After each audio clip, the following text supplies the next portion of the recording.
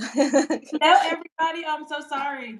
How is everybody doing? Thank you guys for joining us and watching the replay. If you're watching the replay, yeah, we weren't able to get on Thursday, so we decided we still didn't want to leave you guys hanging because we know last week we were having connection issues. So we're gonna be.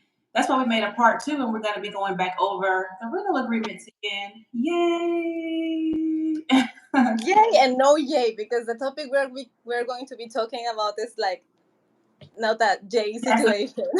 serious, yeah, it's a serious topic. So, but yeah, I believe that with rental agreements, it can be tricky. And like I was saying last week, a lot of people have a lot of questions because, people are claiming that they were being held hostage and things like that inside of provadas. And a lot of people are scared now to move into provadas. I have a lot of clients who are always asking me, hey, is it okay for me to move into a provada? And I'm like, yeah, absolutely it is. I promise you're not going to be held hostage. Nobody has been held hostage inside of a provada.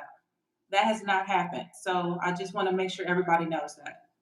But how are you doing today, Karina?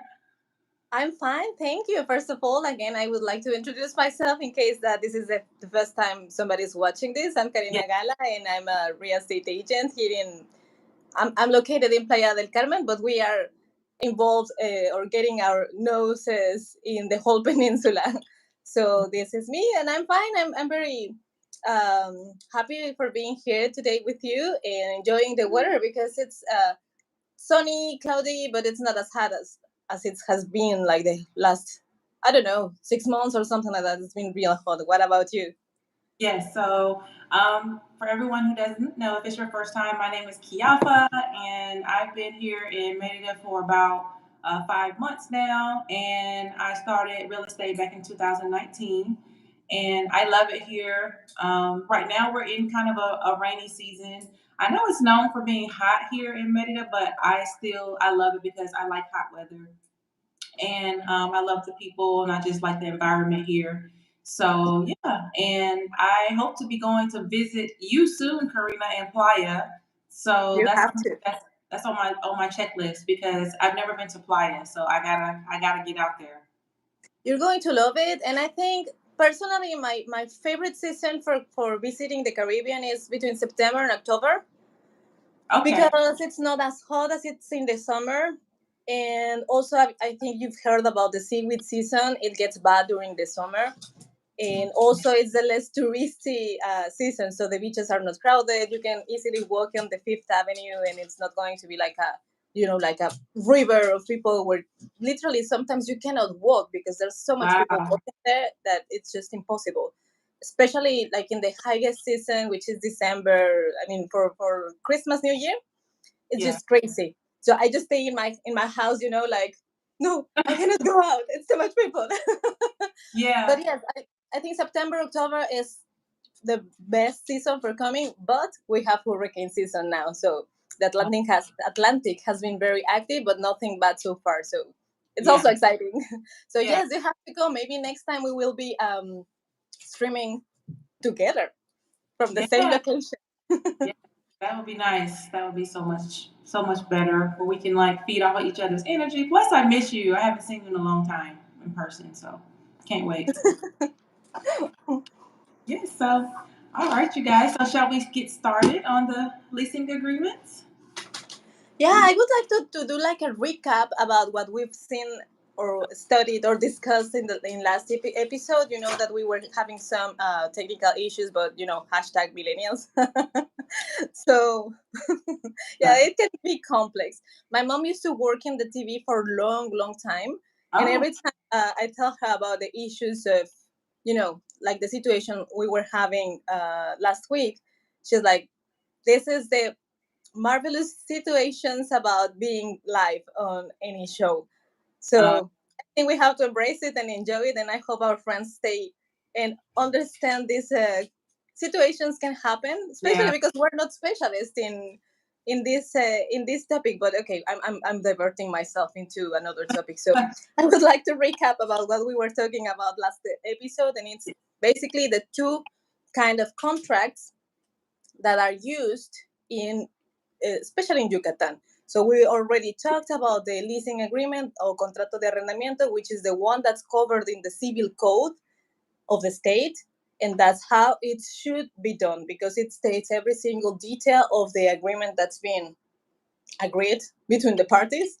Right. And the other one that's the most common is the spooky convenio transaccional de desocupación y entrega, which is being handled within a laguna in the legislation. So basically, the only state where you're going to find a contract like this is going to be Yucatan. Sometimes here in Quintana Roo, they want to do it as well, because Quintana Roo, in the legal terms, is just some sort of a, I wouldn't say a copy, but my vocabulary can get limited, but it imitates a lot of things that are done in Yucatan and that are proved to be working. So convenio transaccional de desocupación y entrega or occupancy agreement should be a complementary agreement to the leasing agreement. And it is your right as a tenant to request for a regular leasing agreement plus the occupancy agreement for protection of both of the parties.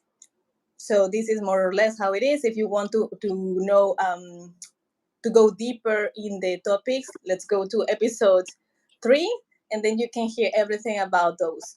So let's go to the topics today. Okay. Yes. Okay. So, shall we start with? Shall we start with like the issues with like just the rules and regulations around living in privadas? And did you want to talk about that, or where you wanted to start with it? Sure thing. This is a very complex topic, and I think it can even extend to another episode, because You're there's right. a lot of uncertainty, there's a lot of rumors, and again a lot of misinformation from both sides. This situation about the convenio transaccional, I mean the occupancy agreement, started because of the fear of owners of losing their properties, of or renting some properties and then not being able to recover or to get back that property because the tenants stayed there forever without paying and maybe destroying the property, which is like a legit concern from every person who owns a property. I mean, I think it's understandable. But here's where misinformation plays a lead role, because it starts, I mean, the weird praxis starts spreading like super fast, and then somebody started using this agreement and it worked for them, and then everybody started using it. So first of all, something that I would like to clarify, and we all should keep in mind, is that there's no mentally stable landlord who is going to kick a tenant off just because. If you're renting as an owner, if you're renting a property, it's because you want to make profit from your property, because a property that's empty gets damaged easily, and there's a lot of how do you call it, wear and tear. Wear and tear. Yes. Thank you. Yeah. From just being empty, and it's incredible how damaged it can be just because it's not being used.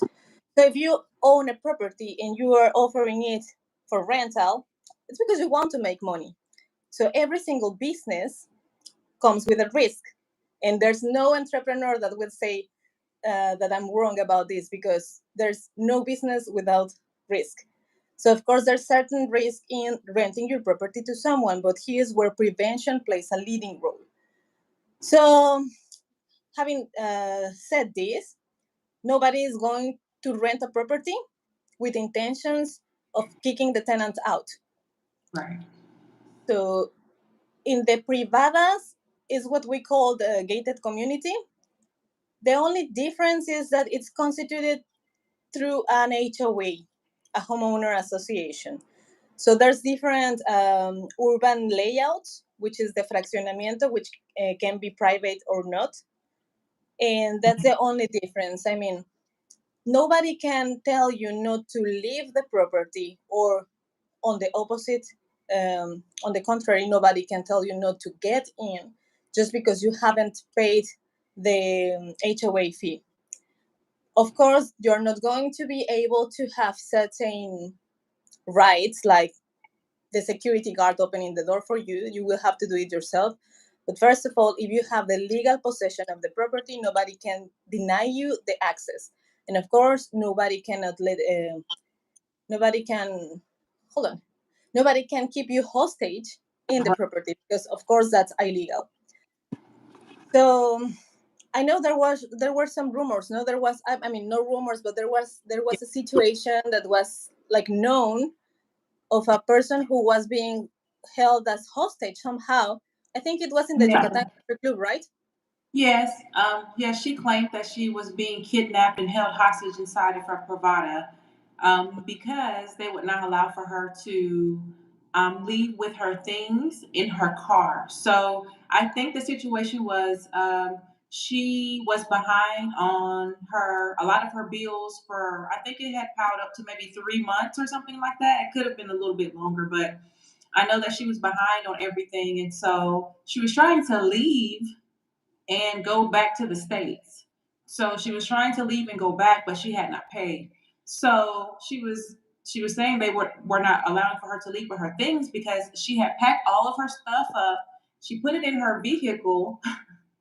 And then when she went to go leave, they were like, no, you cannot leave with your stuff in your vehicle. However, you can leave in your daughter's car, you know? So they were not holding her hostage. They were just saying, like, you can't leave with your stuff, but you can leave in your car with your daughter because her daughter was also there.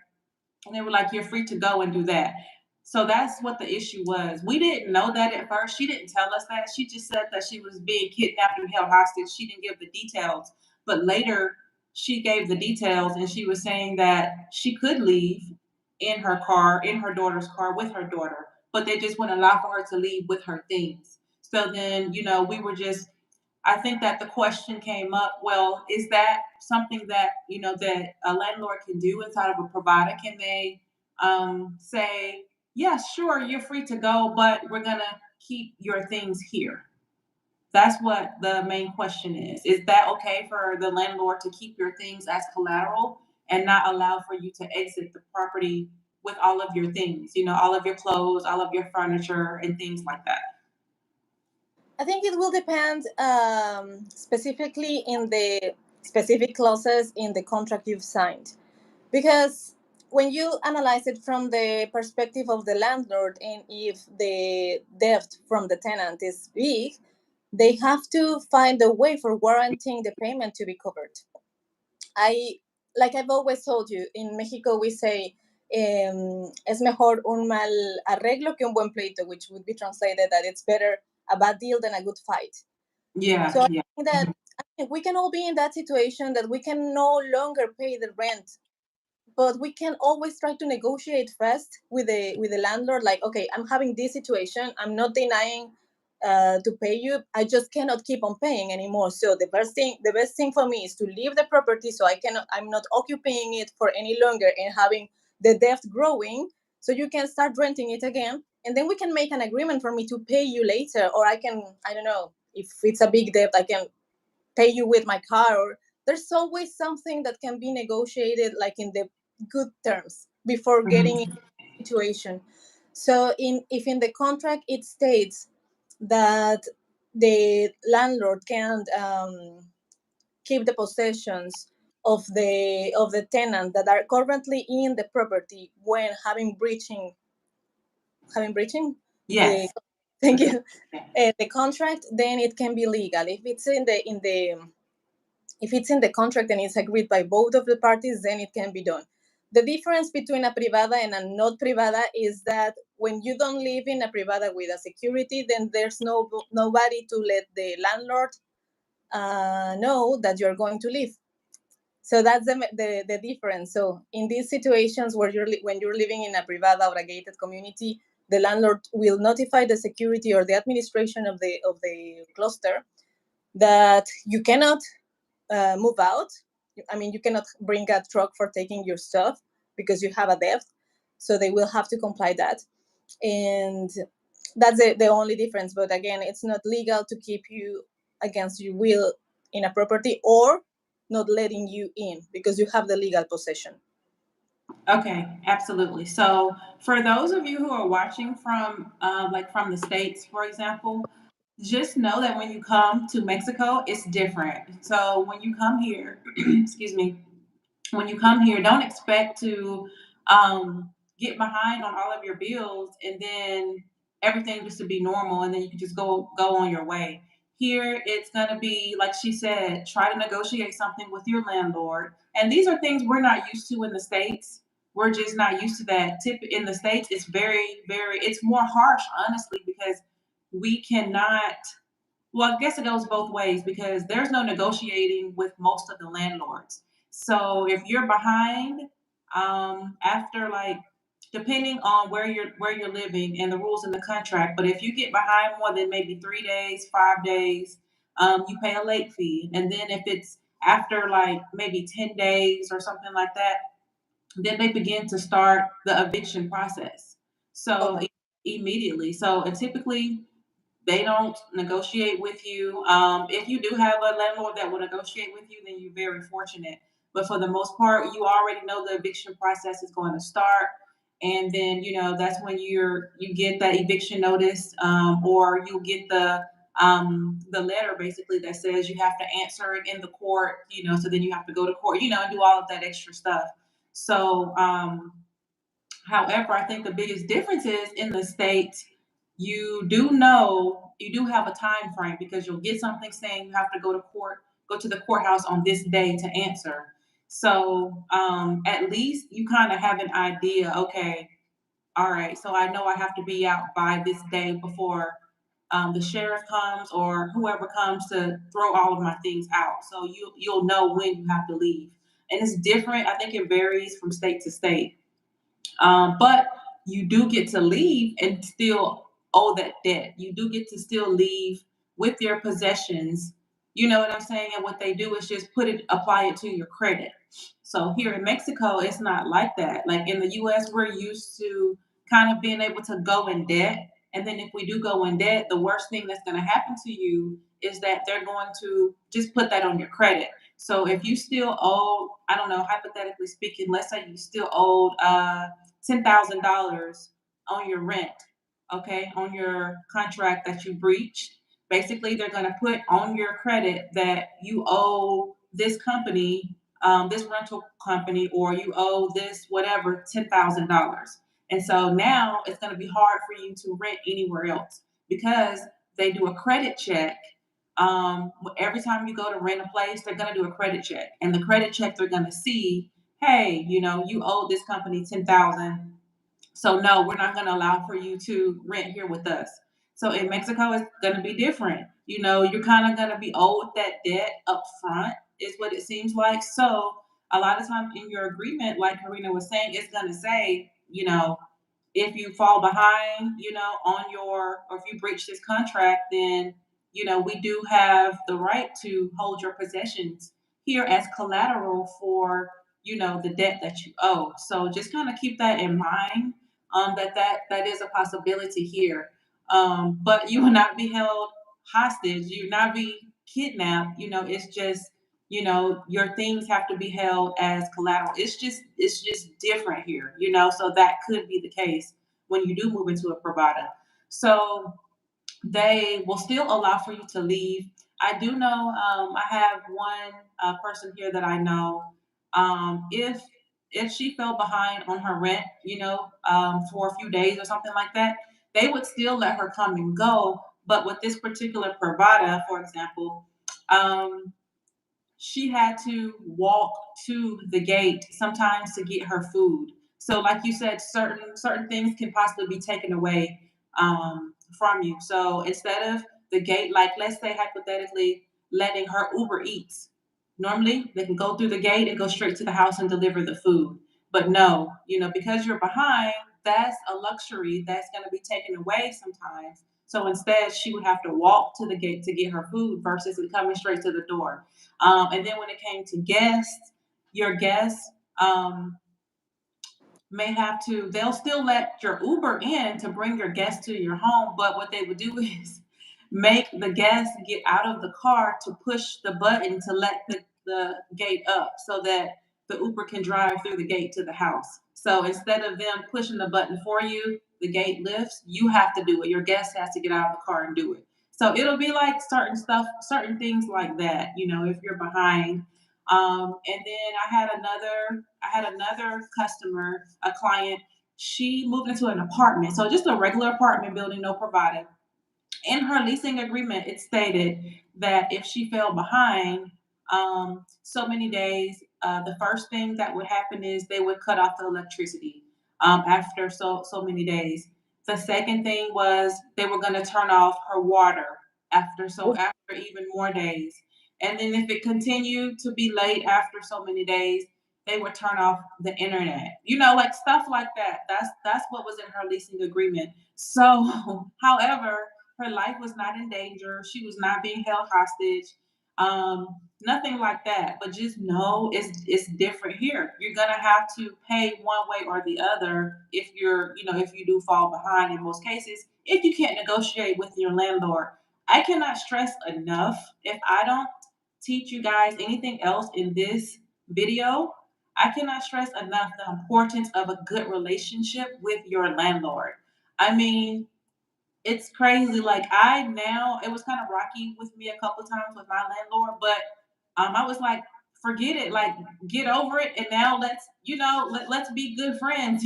You know what I'm saying? So now I'm very very cool with my landlord now. Like now we're really good. We're good. I won't say friends, but we're very professional and very nice to each other. So it works. And so if I have an issue or a problem or something, we talk about it and we come up with a solution. And it's the best thing because I never had that in the States. So that's another good thing about here in Mexico. If they'll work with you. And then I know someone else whose relationship with her landlord is terrible. It's terrible. So, and it's because of some things that happen in the beginning. My thing is this: if it's not perfect in the beginning, that doesn't mean that the relationship has to be completely ruined for the rest of the lease or the rest of the term. You can still get over it. That's life. I mean, nothing in life is perfect. It's not going to be a smooth road. So, what you do is you go over the humps, and then you keep moving. And if you can continue to, just form a good, positive, solid relationship, then do that. You know what I'm saying? Even if you have to be the bigger person. This is my opinion. This is coming from me. You don't have to. But even if you have to be as the tenant, if you have to be the bigger person, then be the bigger person because you never know in the future what could happen where you may need to talk to your landlord and say, hey, can we negotiate? Because things in life happen. Like I understand there are emergencies that happen. Um, unexpected um, you have unexpected expenses sometimes in life, and just things happen. So you never know when you may need to talk to your landlord and just say, hey, is there anything that we can work out? Can I pay you on this date instead of this day, or whatever the case may be? And you'll be surprised how they'll be willing to work with you because landlords are human too, and they understand as well. So that's just that's my little input there. Yeah, in the end, this is not a business, it's a matter of human relationships. So Mm-hmm. remember that there was like a complex negotiation you were having, and the possible tenant has already had certain conflicts with the landlord, because I can remember why. And one of the advices were like, this relationship is already damaged and it's going to be a pain in the neck for the rest of the year, not only for the tenant, not only for the landlord, but also for the agents involved, because rental is like a marriage. Mm-hmm. It's a marriage between all the parties involved, not only tenant and owner, but also the agents that were helping through the transaction, because they're going to be calling you, especially if they don't have a good relation.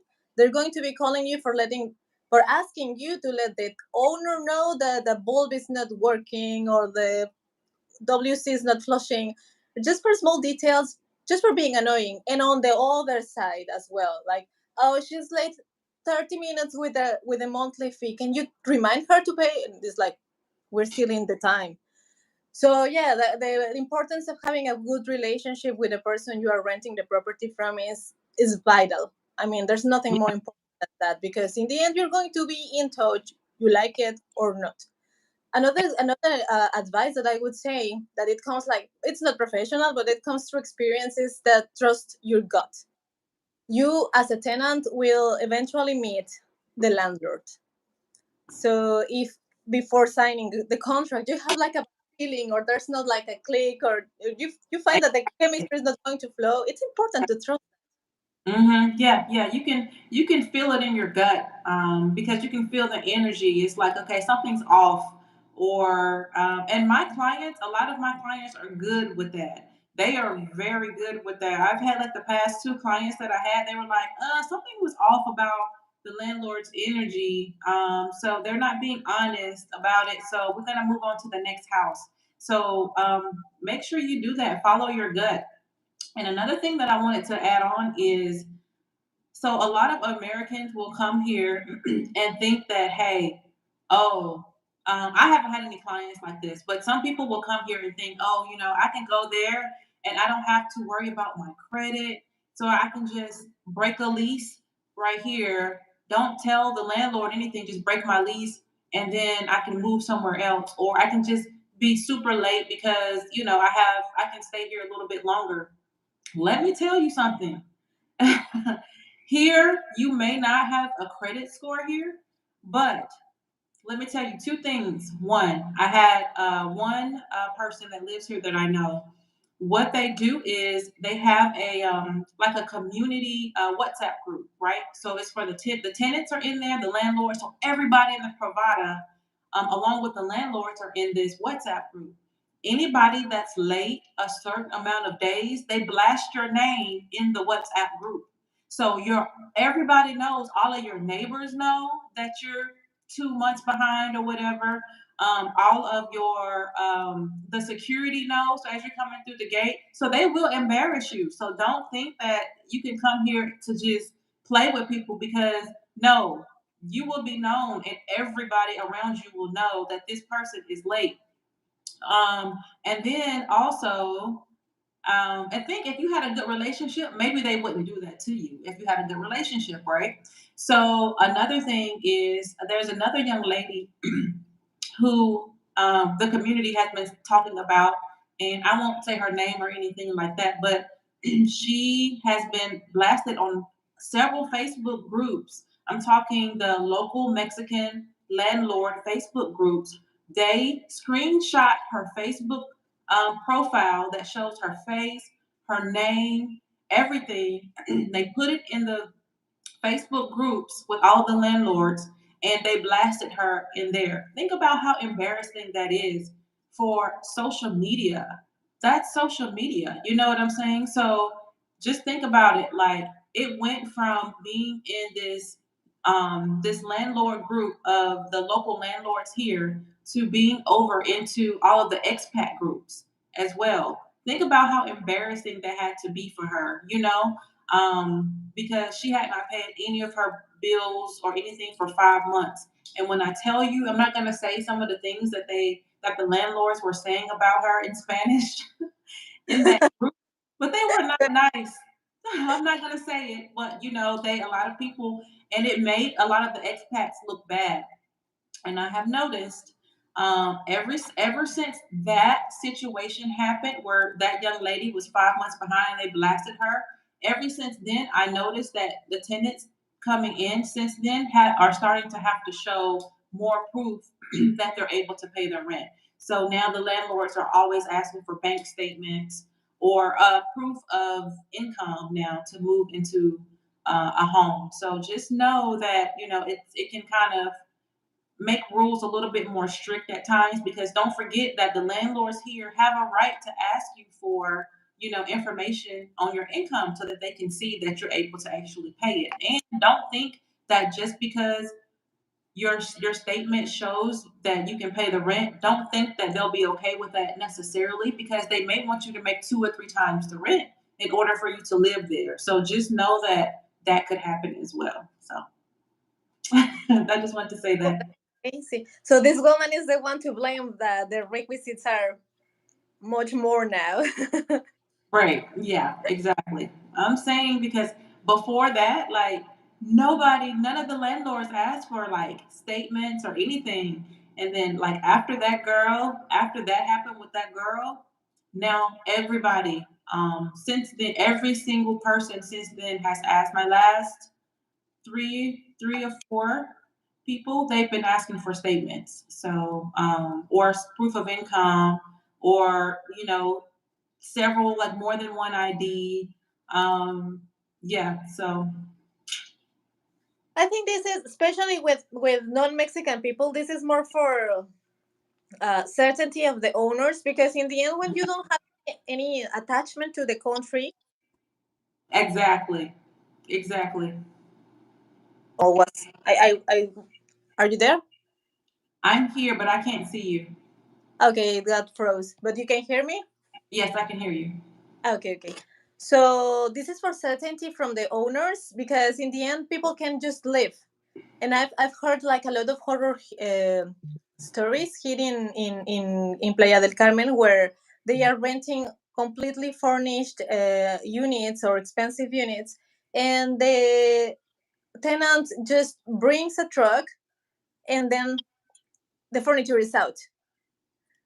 So it's just crazy. So that's and I'm not saying that it happens only with non-Mexican people. It has happened with Mexican people as well. So it is like it when you are a scammer, you have no nationality. You can be a scammer from any nationality. Listen, I'm So telling you. so the only thing they want is to have the certainty that if they cannot locate you in one way, they can find you in another. This person was freezing my. I don't know if you can still not see my video. No, I can't see you. I still can't see you, but I can hear you.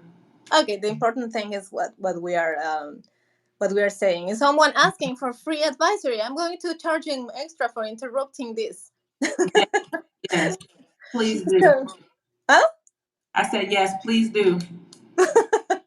So yes, I mean, don't get offended if you're asked with extra requisites you didn't hear about.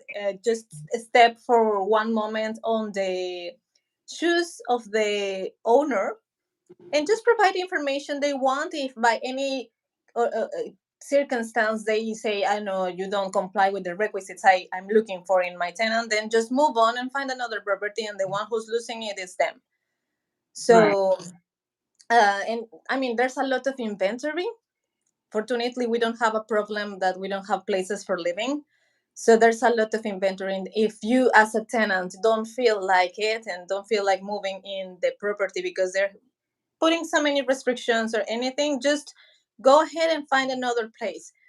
But one thing is important to notice is that ask clearly before anything or before giving any money what the requisites are for renting that property, because it has happened. I mean, you've told me about this, that after the tenant giving the security deposit, suddenly the landlord decides that they want to change the requisite list, and that's not okay. Yeah, so what I would say for those who are watching, if you are moving here, I realize I have to be more specific because it's happened a few times now where I'll say, can you please list all of the requirements? What I need to know everything that's required in order for the tenant to move in. And they'll say, oh, two deposits, first month's rent, pay the notary fee, and then that'll be it. And I'll be like, well, is there anything else? Because we need to know everything. And then I'll even tell them, please put that on the receipt that you're going to give us for the payment of the first deposit. And like everything that's required. Yeah. So yeah, I did recently have a client who did not get everything up front. We did ask what's everything that we need in order to move into the home. What are all of the requirements? They gave us the requirements, and the client went ahead and gave her deposit.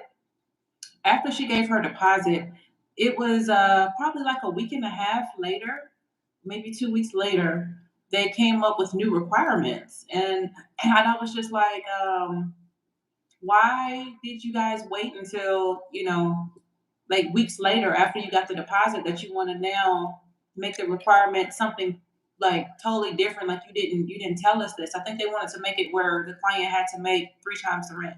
The first thing was that they didn't tell us that they would be needing a bank statement, but I was just like, okay, I talked to the client about that. I was like, they want I think it was 3 months bank statements. So she provided the bank statements. They at that time they should have said, well, in the bank statements, we need to see that she's making 3 times the rent. They didn't do that. So she gave the bank statements, and then they were like, oh no, now we need this. Now this is a requirement. Now she needs to make 3 times the rent. So they kept changing it. And that was not fair to the client at all. And it wasn't fair to me either, because I did ask over and over again, and they continued to change it. Excuse me. They continued to change the requirements. So, what I have come to terms with this. I have to be more specific. So what I've started doing, because it happened again, like this, the last client that I had, it happened with her too. We asked 3 times in Spanish and in English. Every yeah, in Spanish and in English. We asked, anything else that you need for this client to move in besides what you stated. They said no. And then she paid her deposit. And after she paid her deposit, then they were like, oh, we need for her to provide 6 months bank statements, I think it was, and in order to show that she needs to pay them. And she didn't want to do that because she wasn't comfortable with doing it. So I was like, this is why, and I had to tell them, like, this is why we asked you ahead of time, because, again, you don't want to waste our time. We don't want to waste your time. So we asked up front.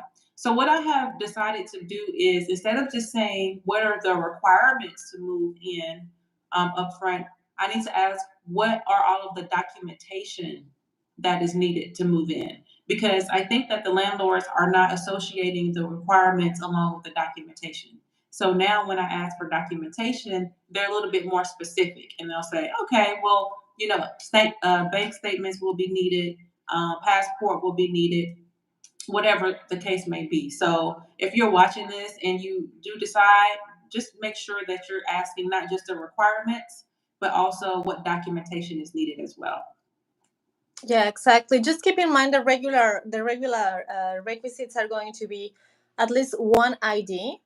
It's usually your passport. If you have a driver's license, it can also be valid, because very often it is taken as a proof of address as well. So if you have the driver's license and the passport, that's going to be amazing, because then you're identifying yourself with two official IDs in your country.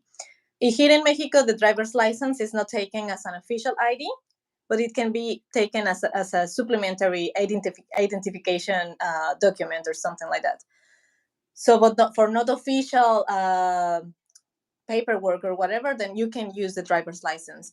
Also, it's very, very important, and it's not normal, or not normal, but common, that agents in Mérida ask for references.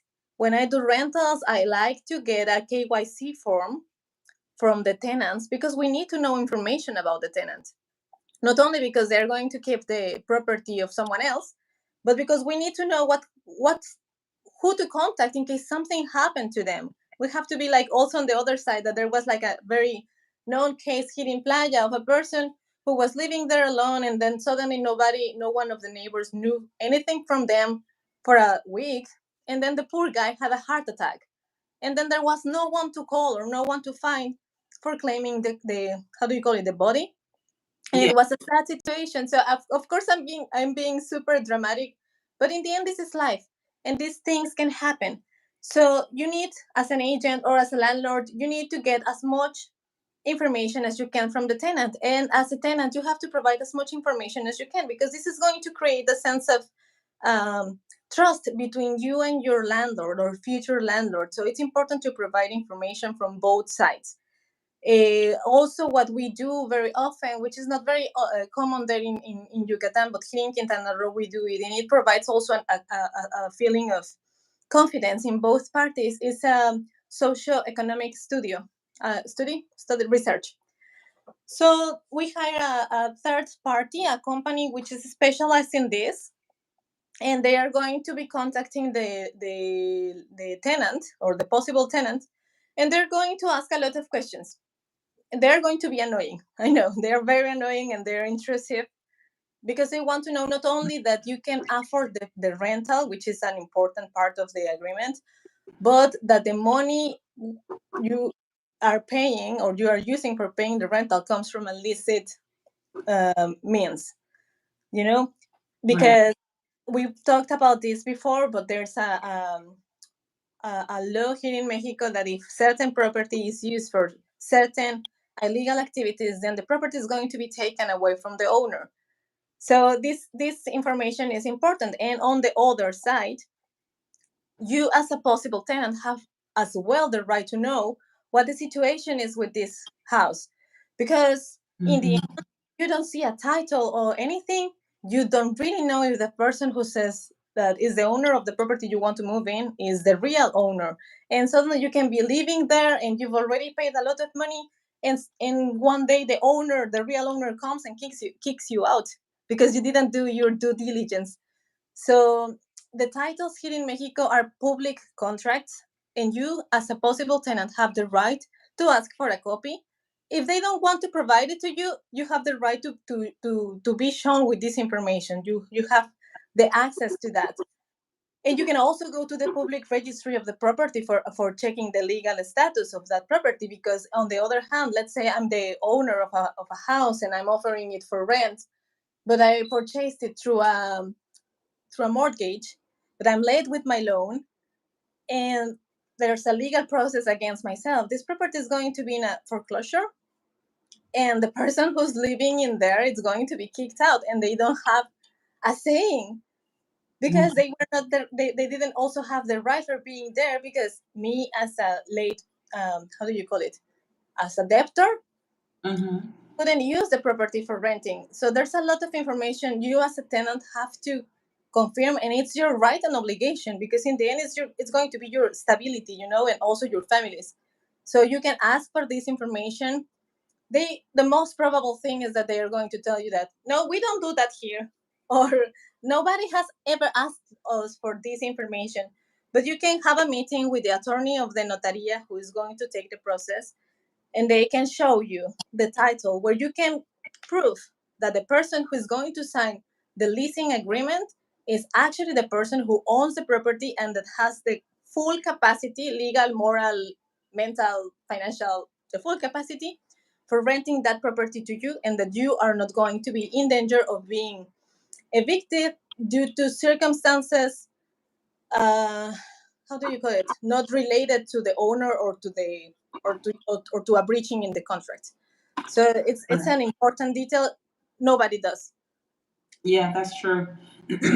That's very true, and that's something that I think should be done, especially for those of you who come move here on your own and you don't want the help of a realtor. And the reason why I say that is because I also had a client who she was using me as her realtor. However, she was adamant about a home that she saw on Facebook. So I try to, I mean, Facebook has some legit stuff, but some of them are also scams. So I try to stay away from Facebook, different Facebook homes listings because of that. So she was very adamant. So we went to go look at the home, and when we got there, it was the owners. I put quotations. Uh, it was a couple, very, very nice. Um, and the home that she was going to be staying in was on the property of the bigger house that the owners lived in, supposedly with their son. So we go and we look at the house and everything. And then as we're leaving, they're telling her the requirements to move in. They got all of her information. So I put us all in a WhatsApp group so that everyone could chat together. And so everything was going kind of normal until they asked me for my personal information, which they shouldn't be needing my personal information. Like, they wanted my address, and they wanted my ID and some of my other like personal information. And I asked in the group, I was like, "Why do you need my information? Like, I am not the person who's moving in. I'm just the representative for the client. I'm just helping her." And I was helping her more of a friend than anything. And so they were like, "Oh, we just need your information. We're not gonna share it with anyone. We're not gonna do this. We're not gonna do that. We just need your information." No reason, no reason. They were like, yeah, we're just gonna put you down as, maybe a contact for the client. And I was like, but I'm not a contact for the client. If you need, like some references for her, like family or something like that, that we could do. They were like, oh no, we need someone's address here in Mérida. And I was like, but she's an expat, so her family, friends, most of them are going to be out of the country. Like, they were so adamant.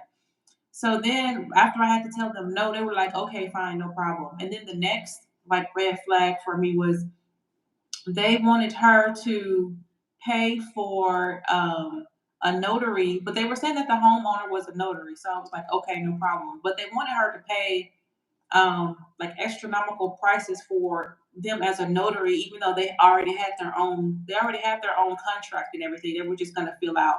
And then they started to ask questions that are not normal for a landlord to be asking.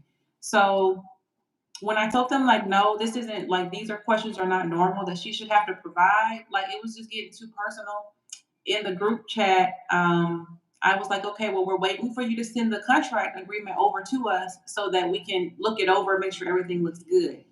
And then we'll go ahead and she can pay for the notary or whatever.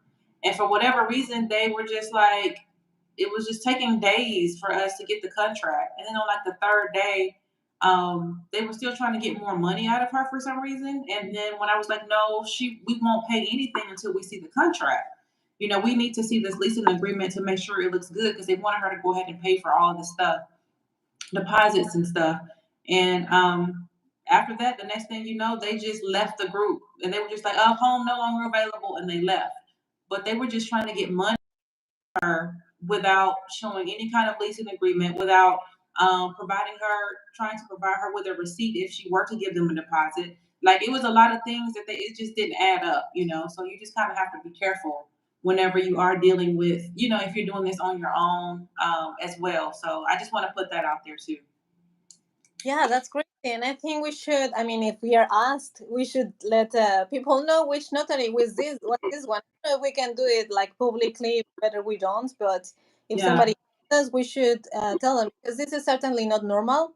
I mean, owners, I mean, everybody has the right to ask as much information as they feel they need for proceeding with the contract. Mhm. But make sure that you've signed a privacy policy before giving any information because most of the time you're delivering sensitive information such as your bank statements. Nobody wants people to know how much money you're making or how much money you have in the bank. So remember that you have to sign this privacy policy for you to be safe about the treatment of your sensitive information. Even if it's not sensitive information, your name and your ID is sensitive information itself. So that's another thing that people is not doing that in Merida, and you have to demand that situation for you to feel safe. I mean, there's a lot of I don't know how to say it, like harassment against tenants or possible tenants, but nobody is thinking about tenants also being helpless about any kind of abuse. So of course, both of the parties are going to the same goal, which is having a house rented.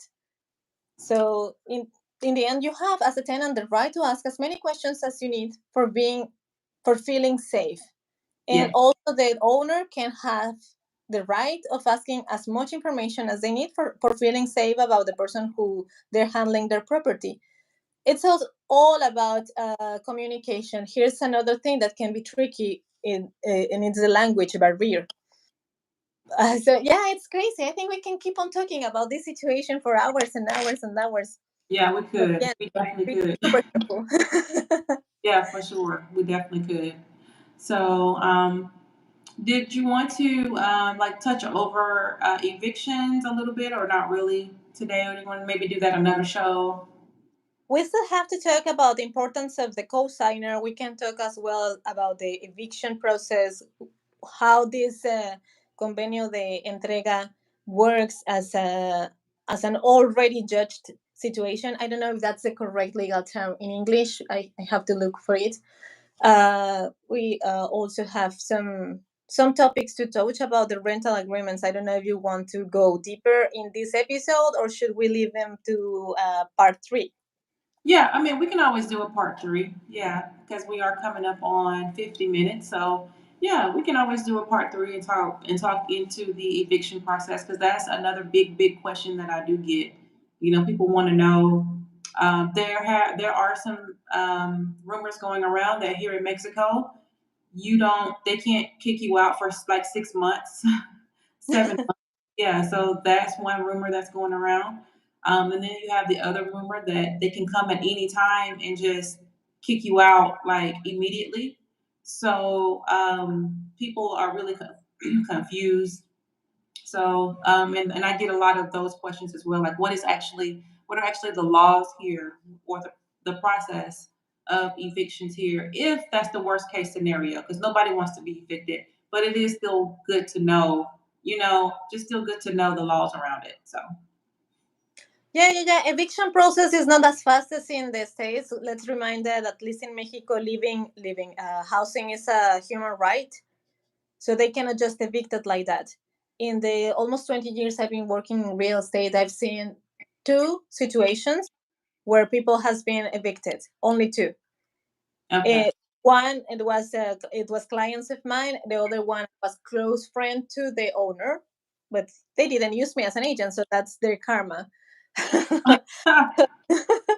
But yes, and yeah, I definitely think we can talk about that in the next episode, so we can Yes. go deeper, and we can also let them know some horror stories from both sides, tenants and owners, so Yeah. they know what to expect. But yes, I know the key from everything is the information. And I Right. know that as a possible expat or already an expat, you can feel uncertain about things, about how things are happening here in Mexico. Here we are friendly people and we are welcoming everyone, so we are always trying to get the best deal possible. So don't worry, you're safe here. Nobody's going to beat you just because. And just start making friends with landlords, and Yes. everything is going to be alright. As long as you comply all the agreements, then there shouldn't be any problem. Absolutely. Absolutely. That's the most important thing. So yeah, I think that about sums it up. And yeah, so thank you guys so much for tuning in, whether you're live or whether you're watching the playback. Thank you so much for tuning in, and feel free to let us know if you have questions. You can also check out housebuy.mx.